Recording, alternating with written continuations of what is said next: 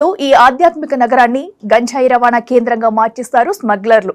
స్థానికంగా కూడా గల్లీ గల్లీలో గంజాయి విక్రయాలు పెంచేసి దాన్ని వినియోగాన్ని విపరీతంగా పెంచేస్తారు. ఇలాంటి పరిస్థితుల్లో 100 రోజులలో తిరుపతిలో గంజాయి లేకుండా చేస్తామంటున్న ప్రభుత్వం సక్సెస్ అవుతుందా?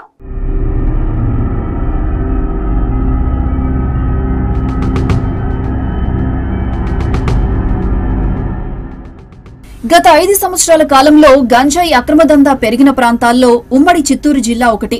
2 రాష్ట్రాల సరిహద్దులో ఉండడంతో పాటు విద్యా సంస్థలు, యాత్రికులే టార్గెట్ గా గంజాయి అక్రమ దందా విపరీతంగా పెరిగింది. చివరకు తిరుమలలో సైతం గంజాయి పట్టుబడింది అంటే పరిస్థితి అర్థం చేసుకోవచ్చు. తిరుపతి, రేణుగుంట జంక్షన్ల అడ్డాగా గంజాయి అక్రమ రవాణా పెద్ద ఎత్తున జరిగింది. పట్టుబడిన సరుకు కూడా తక్కువేమీ కాదు.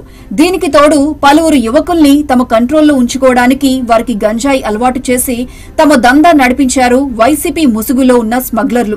నారా లోకేష్ యువగళం పాదయాత్ర తిరుపతి, చంద్రగిరి నియోజకవర్గాల్లో సాగుతున్నప్పుడు చంద్రగిరి ఉన్నత పాఠశాల ఆవరణలో గంజాయి పట్టుబడింది.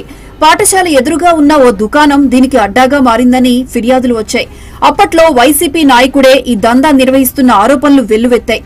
దీనిపైన నారా లోకేష్ విమర్శలు గుప్పించినప్పుడు అప్పటి ఎస్పీ పరమేశ్వర్ రెడ్డి ఏకంగా లోకేష్ కు హితవు పలుకుతూ పక్తు రాజకీయ నాయకుడిలాగా వార్నింగ్ సైతం ఇవ్వడం గమనార్హం.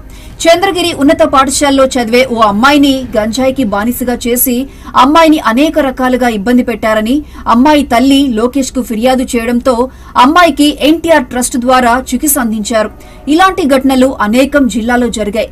మరోవైపు పెద్ద ఎత్తున గంజాయి జిల్లాలోకి దిగుమతి అవడమే కాకుండా గల్లీ గల్లీలో అమ్మకాలు సాగించే టీంలు తయారయ్యాయి.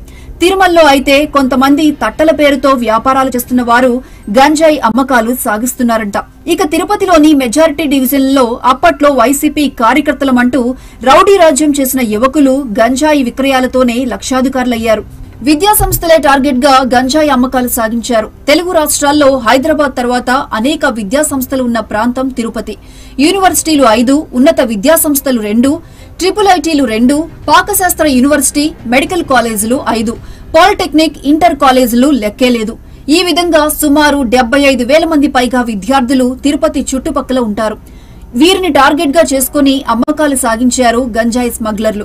వారిని మత్తుకు బానిసలను చేయడానికి కూడా గ్రూపులు ఏర్పాటు చేశారు. రవాణాకు అనుకూలంగా ఉండడంతో పాటు భక్తుల ముసుగులో తిరుపతి వచ్చే అవకాశం ఉండటం స్మగ్లర్లకు అనుకూలంగా మారింది. తిరుపతి, రేణుగుంట రైల్వే స్టేషన్లకు దేశం నలుమూల నుంచి రైళ్లు వస్తుండటంతో దాన్ని సెంటర్ పాయింట్ గా పెట్టుకుని అక్రమ రవాణా జరిగింది. ఈ ప్రాంతానికి చెందిన స్మగ్లర్లు చివరకు శ్రీలంకకు కూడా గంజాయిని రవాణా చేశారు. 2-3 సార్లు పట్టుబడ్డారు. చెన్నై, బెంగళూరుకు కూడా ఇక్కడి నుంచి సరఫరా జరిగిందని తెలుస్తోంది. స్థానికంగా తనిఖీలు తక్కువ కావడం, రాజకీయ ప్రాబల్యం ఉండడంతో వారిని పోలీసులు ఏం చేయలేకపోయారు. దానికి తోడు నిఘా విభాగంలో సైతం తమ అనుకూలస్తులను ఉంచుకోవడంతో వారు తమపై అధికారుల కంటే రాజకీయ బాసులకు ముందు సమాచారం ఇచ్చి తర్వాత తమ పోలీస్ బాసులకు సమాచారం పంపేవారట. ఇలాంటి పరిస్థితుల్లో నూతన ప్రభుత్వం గంజాయి నిర్మూలనకు 100 రోజులు టార్గెట్ గా పెట్టుకోవడంతో పోలీస్ అధికారులు సైతం సీరియస్ గా స్పందిస్తున్నారు. తిరుపతిలో రాత్రి నిఘా పెరిగింది. దీంతో పాటు కాలేజీల వద్ద కూడా నిఘా పెంచారు. రాత్రులు గుంపులుగా ఉన్న బ్యాచ్లను పోలీసులు అదుపులోకి తీసుకుని కౌన్సిలింగ్ ఇస్తున్నారు.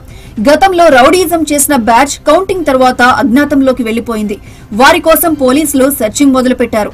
వారు దొరికితే వైసీపీలోని అసలు గాడ్ ఫాదర్ల భాగోతం బయటపడుతుందంటున్నారు. అయితే గంజాయి అమ్మకందారుల గురించి పోలీసులకు పూర్తి సమాచారం ఉందని, వారు పూర్తిగా పనిచేస్తే 10 రోజుల్లోనే అక్రమ దందాదారులంతా జైల్లో ఉంటారని స్థానికులు అంటున్నారు.